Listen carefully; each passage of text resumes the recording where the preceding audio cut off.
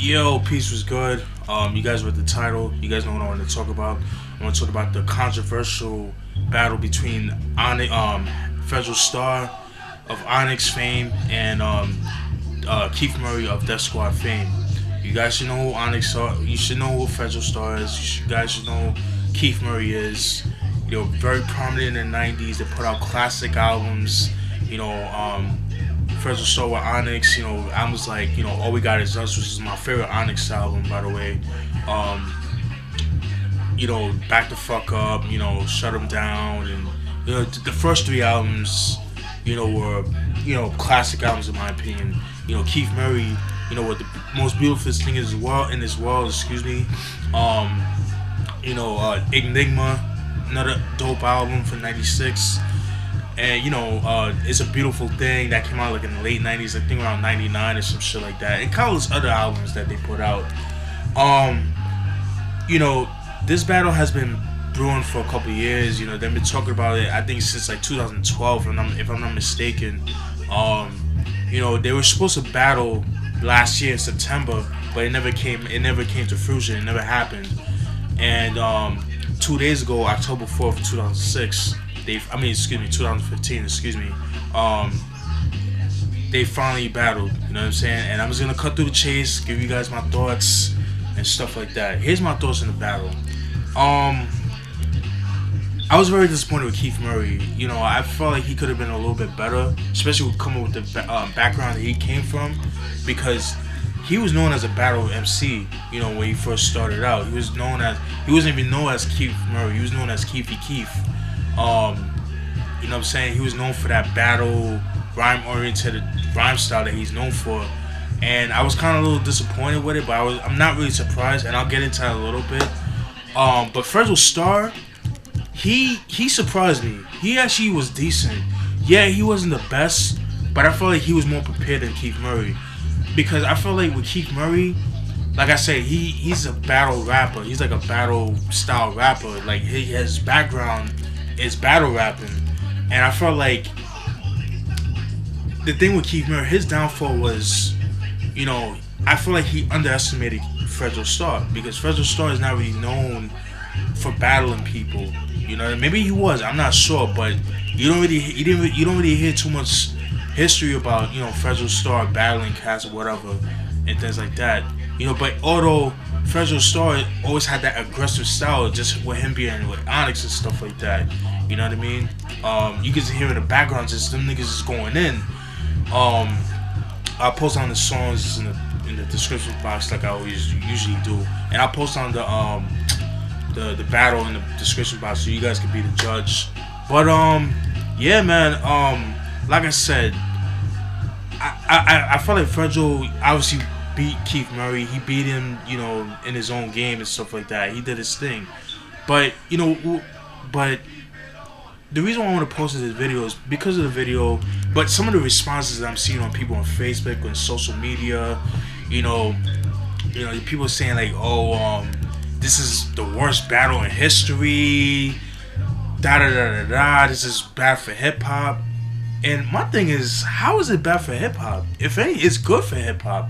Yeah, let's be real. Both MCs are past their prime. Especially Keith Murray. You know what I mean? Like, Keith Murray, to me, he fell off back in the early 2000s when he came out with that baby fat shit. Like, I'm like, what the fuck? You know what I mean? Like, I wasn't digging that shit. You know what I mean? He just, throughout the 2000s, he was just putting out some questionable shit. And I just wasn't really digging his stuff, like that. His stuff in the 90s, absolutely. He was in his prime. Same thing with Fredro Starr.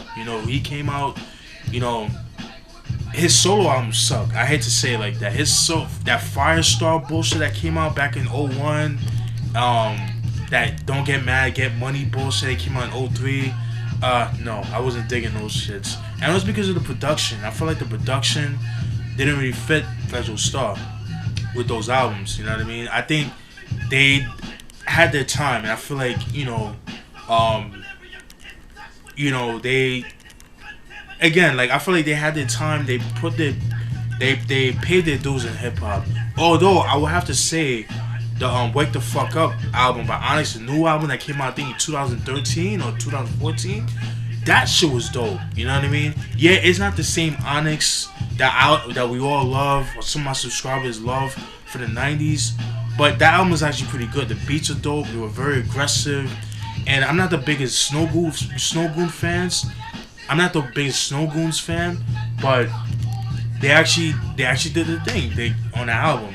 Although I would have to say this: without Sonny, there's no Onyx. I don't care what nobody says. Y'all need this Sticky and Fredro. Y'all need to stop fucking around and just bring back Sonny. You know, bring back Sonny to Onyx. You know what I mean? But but that's a whole different topic. I would have to do like an introduction video on Onyx. I will do it eventually. But getting back to the critics, like they're saying like, oh, it's embarrassing to hip hop. Keith Murray was on drugs. He's high and whatever.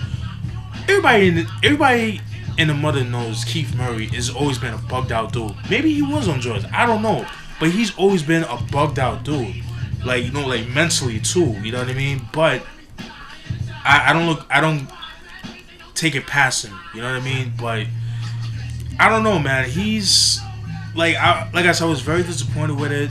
But when people saying like it's the most embarrassing thing in the world, but at least they went face to face with each other. Unlike most rappers today, they want to fucking go on social media and fucking cry because somebody didn't promote their album. Yeah, I said it. Meek Mill and Drake. Oh, but that's hip hop. Oh, Drake is one of the biggest MCs in hip hop now, and these is niggas that are real hip hop heads, and it's co-signing Drake. I'm not a Drake nigga. I'm not a Drake fan, as you can tell. I always see him as an R&B dude. I tried listening to his music, I just can't get into it. But people are co-signing this shit, and to me, that's embarrassing in hip hop.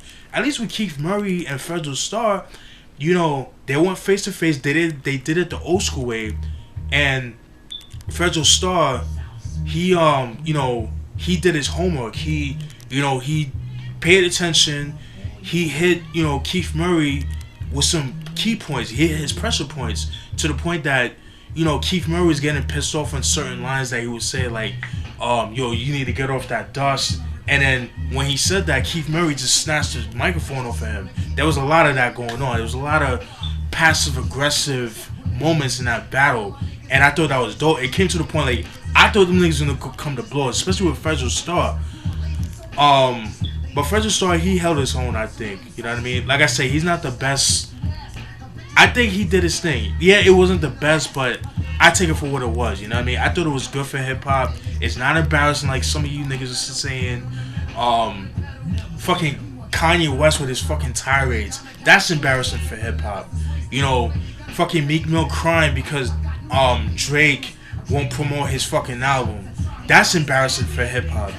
Fucking Young Z crying on Instagram because 50 Cent is dissed him because 50 Cent dissed Young Z and Young Z was crying because he dissed him. Nah, fuck that. Battle that nigga. Set that shit on wax. That's embarrassing for hip hop. I could go on and on and on.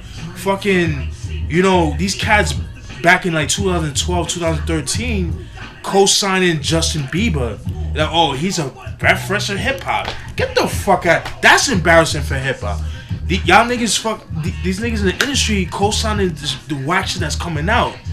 Right now. Niggas fucking rocking fucking leggings or meggings, what the fuck you want to call that shit. That's embarrassing for hip hop. Niggas fucking rapping like they're from the South, especially New York niggas. Rapping like they're from the South. That's embarrassing for hip hop. That's embarrassing. That right there, the battle, like I said, it's not the best battle, but it's not as bad as people making it out to be. Shit, look at fucking that Cannabis and Disaster. Cannabis bringing out a notepad. Wow, that right there, I can't respect that. And that was a pay-per-view. The Fredro Starr and Keith Murray was a free streaming, for what I understand. So I don't know, man. I just think cats. I don't know. I think cats are bugging. They're overreacting, in my opinion. Maybe I'm overreacting. I don't know. But I'm just going by how I feel. This is what I think. And that's pretty much it, folks. Hope you guys enjoyed that video. You know what I mean? That's just my thoughts. Cause I'm pretty sure you guys want to wanted to know my thoughts on that. So here's my thoughts. It's fresh. You know, no rehearsing, none of that. You guys know how to get down. I don't rehearse. I don't write shit down. Everything's on top of the head. I feel like it's better that way. It's more raw. Give me the raw, honest truth. You know what I mean? But shout out to Keith Murray. Shout out to Fredro Starr, Onyx, Def Squad.